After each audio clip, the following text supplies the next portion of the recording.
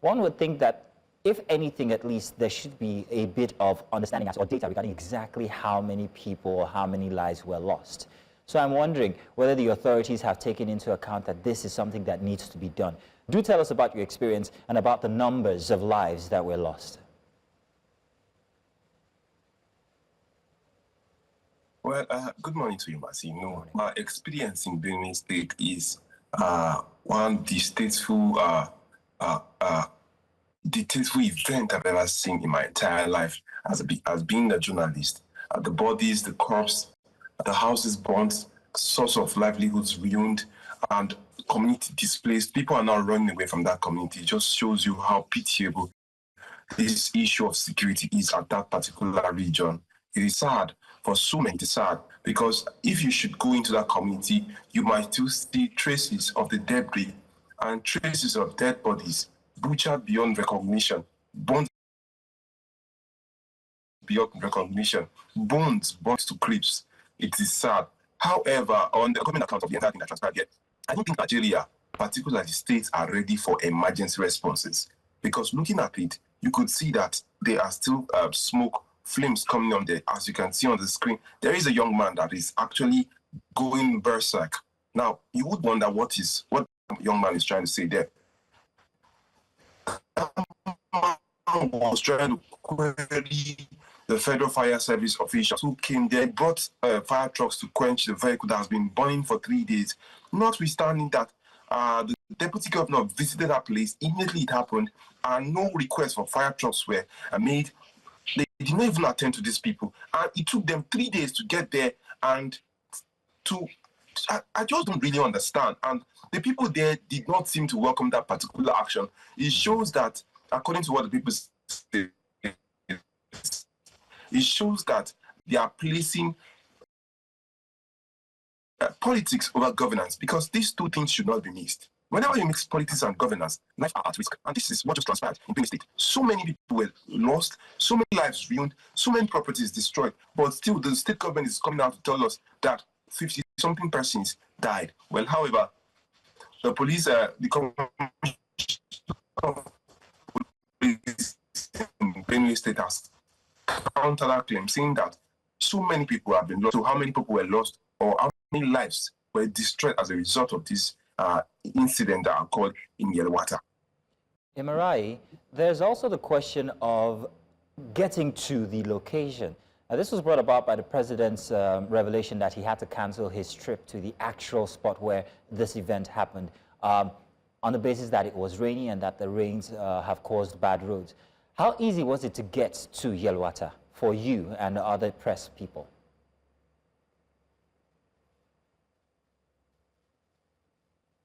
Well, Yelwata is a straight road leading from Nasarawa to Benue. And that particular route is a federal government commission road. And throughout our journey, because 4 toll gates, a section were made perfectly fine. But when you get to Yelwata and when you get to Daudu, the road is in an abysmal state that whenever it rains, it overtakes the road, and the roads get flooded. Now, we should not set aside the fact that those roads are federal roads. And the president coming to say this particular issue shows you there is so much to be covered by the government that they are paying blind eyes to. This is just one too many cases of flooded roads that the president had to turn back. Now, it will interest you to know that on the day this attack happened, on that particular day, it rained, and the assailants gained access to that community and did wreak the havoc they wreak. Now, the president, going back to visit these people, is now complaining that that particular road is not good, hence his reason for turning back.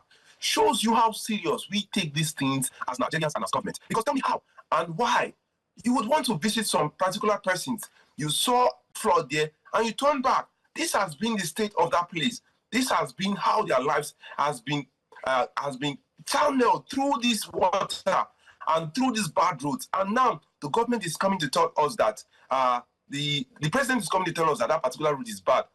4 toll gates are on that road. They are collecting tolls before you get to Yelwata. Where is that money going to? What is happening? They should tell us the truth if they don't take Nigerian life seriously. Because the moment the president visited, we started seeing flex banners of APC welcomes this, that, and whatever, what have you.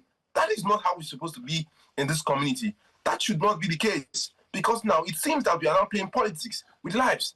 And the government needs to do things the way it should be done. Place governance above politics and fix those roads. Just yesterday, the Minister of Works is coming out to say attention will now be diverted to that road. Where has it been all this while that road has been in a pitiable state? We should begin to question these people and put them on the seat of accountability. All right, then, Joshua. We put these people there and they should do things that will make life so different and easy for us. All right, then, Joshua. Joshua, thank you so much for that submission. I remember, I think it was one of a press member who said that the only time we see humanity with our politicians is when it's time, when it's voting, when they're canvassing for votes. But let me come to you, Yusuf Zarii. Your team, and being part of the Middle Belt Patriots, have been calling for more, concerted efforts when it comes to the Middle Belt. Let me first of all have your take regarding the president's visit and his speech visiting Ground Zero. Well, first of all, I think it's a visit that, to the best of my understanding, it's a visit that was not born out of love. It was not born out of solidarity for the people. It was a visit born out of some political motivation. And I think that came after a congressman in the US condemned the attack, the Pope condemned the attack, and then 24 hours later, after their own condemnations, the president found it fit to say something about it. And then, of course, he said out of his busy schedule, he will make out time to visit the place over the next 48 hours or 72 hours. Now, the initial actions of the Benue State government would give you an idea of what the show was all about. It had nothing to do with the people. It had nothing to do with the attack. It had nothing to do with the plight of the masses. The state governor likely saw an opportunity to impress the president. Initially, people were supposed to, there was a circular coming from one of his SSAs, even though sometimes they make it look as if it was a decision that was taken without the consent of the governor. Support groups were supposed to be mobilized with huge sums, and then they would sew uniforms, and then they would organize a befitting welcome for the president. So it was just a political stage play and nothing else.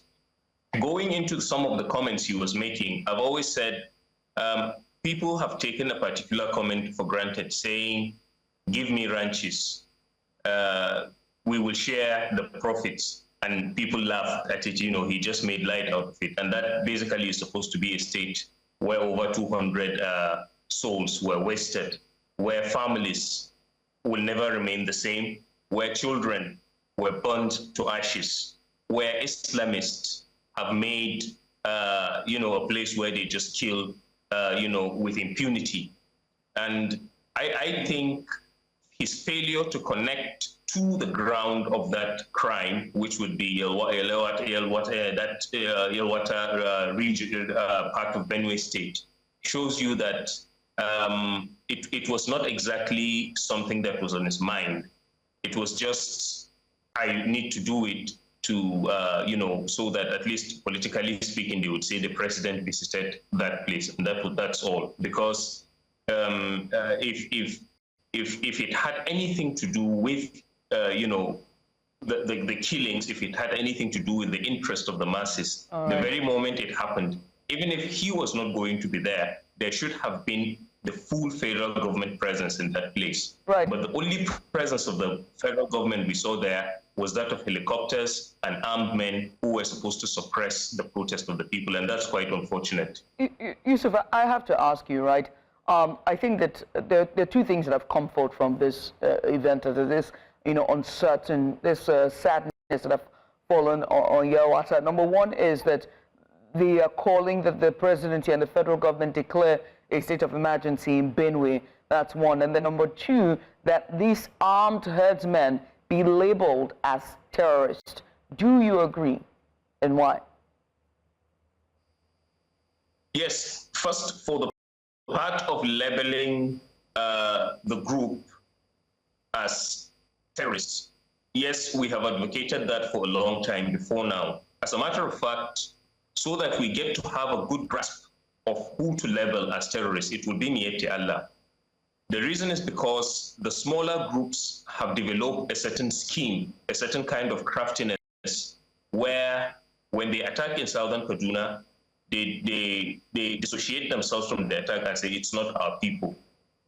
And when the government, who happen to be pro, these attackers, come out and say to people, okay, for the killings to stop, we need to do a peace accord, we need to do a negotiation and all of that, Miyetti Allah will show up for the negotiation.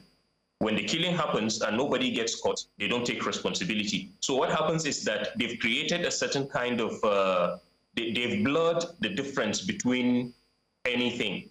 So they tell you, no, these ones are the peaceful ones. No, these ones were foreigners. They just came in and did. So don't attack them. So I think the first and most important thing to do is to proscribe Miyetti Allah as a terrorist organization. By doing so, you would have basically isolated all of their, however they present their attackers, you would have isolated them and they will be dealt with as who they are, because I do not know of any terrorist organization on this earth, whether Al-Qaeda, whether ISWAP or whatsoever, that has so far in the past years demonstrated capability of killing hundreds of people in one attack.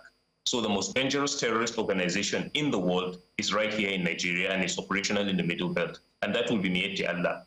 Two, there must be a total ban on open grazing, not a suspension of it, a ban of it, because that is the means by which these killers move. So you see, here is a simple trick. We will attack, we will kill, and we will retreat and hide, and we will deny it. We will attack and kill. Should we encounter any problem or one of us dies, then big politicians, Miyetti Allah, and clerics begin to shout and say an innocent farmer has been killed. That basically has been the playbook for more than 10 years in the Middle Belt, whether on the Plateau, whether in Taraba, whether in Southern Kaduna, whether in Benue, Nazari, especially the Christian-dominated regions, the Middle Belt. Zari, would like to say thank you. We wish we had enough time, but it's a very, very big topic, and we have so many guests waiting in the wing to give in their submissions. So we're going to say thank you to the two of you. I wish I had time to ask you about your comments from over the week about a genocide, but I think if you remain, we will discuss that in subsequent conversations that we're having on the topic. So thank you very much, Zari Yusuf, and thank you very much, Joshua Marai, for giving us your 2 pence on the matter.